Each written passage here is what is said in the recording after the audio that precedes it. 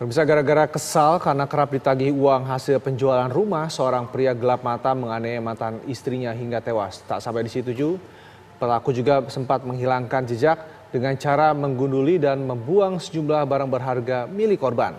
Ya, lalu bagaimana kasus ini terungkap? Selengkapnya dalam ulasan khas Ragam Perkara, habis disayang mantan istri dibuang.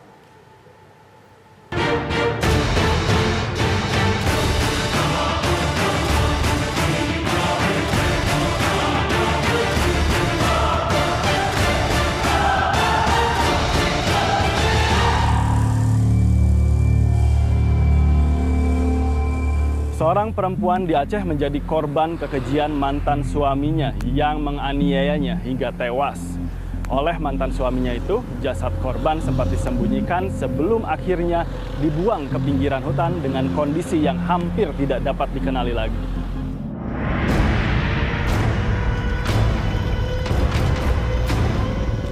Selasa siang 14 Desember 2021, warga kampung Lambade, Peukan Bada, Aceh Besar, digegerkan dengan penemuan mayat perempuan dengan kondisi memprihatinkan. Selain tanpa busana dan mengeluarkan aroma menyengat, wajah korban juga sulit dikenali serta tubuh mulai menghitam dengan kondisi kaki masih terikat. Diperkirakan, saat ditemukan itu korban sudah meninggal beberapa hari sebelumnya. Awalnya kita terima laporan dari masyarakat yang sering melintas tempat ditemukannya mayat pada pukul 14.00 dan langsung melaporkan kepada Polsek Peukan Bada. Setelah itu tiket langsung menuju ke TKP dan melihat bahwa benar memang adanya mayat di Desa Lambade, Kecamatan Peukan Bada Besar. Usai penemuan itu, polisi yang bergerak cepat segera menyelidiki kasus ini. Sebuah skuter matic, jaket, dan masker yang ditemukan di Sungai Lepung, Aceh Besar, turut memberi petunjuk identifikasi korban. Begitu korban diketahui berinisial NZ, teka-teki siapa pelaku pembunuhan mulai mengerucut. Kurang dari 48 jam atau pada keesokan malamnya, polisi berhasil meringkus pelaku di rumahnya di Kampung Lam Hasan yang notabene masih di Kecamatan Peukan Bada. Pelaku, atas nama Heri yang tak lain adalah mantan suami korban, menjadi orang yang paling dicurigai karena ia adalah orang terakhir yang berinteraksi dengan korban. Jadi kita amankan pelaku di tanggal 15, ya tanggal 14 kita temukan mayat, tanggal 15 malamnya ya kita amankan pelaku ya karena berdasarkan informasi yang kita terima bahwa yang terakhir berkomunikasi dengan korban adalah mantan suaminya, sehingga kita amankan di tanggal 15 malam. Aksi keji Heri yang menjadi hari naas bagi NZ itu bermula ketika korban mendatangi rumah Heri di Peukan Bada seusai mengantar anaknya ke sekolah. Korban masuk rumah itu dengan maksud untuk beristirahat. Setelah beberapa saat bercengkrama bersama, korban kemudian meminta uang hasil penjualan rumah mereka sebesar 50 juta rupiah dari total penjualan sebesar 150 juta rupiah. Tersangka yang kesal karena terus dimintai uang lantas menganiaya korban dengan cara mendorongnya ke dinding hingga korban terjatuh dan mengeluarkan darah dari telinga dan mulutnya. Tak berhenti sampai di situ, tersangka terus menganiaya NZ hingga korban tak sadarkan diri dan meninggal dunia. Pelaku kemudian mencukur habis rambut korban dengan maksud agar sulit dikenali. Sebelum membuang jasad korban ke pinggiran hutan pada 11 Desember 2021 itu, pelaku sempat menguburnya selama 18 hari di pekarangan rumahnya.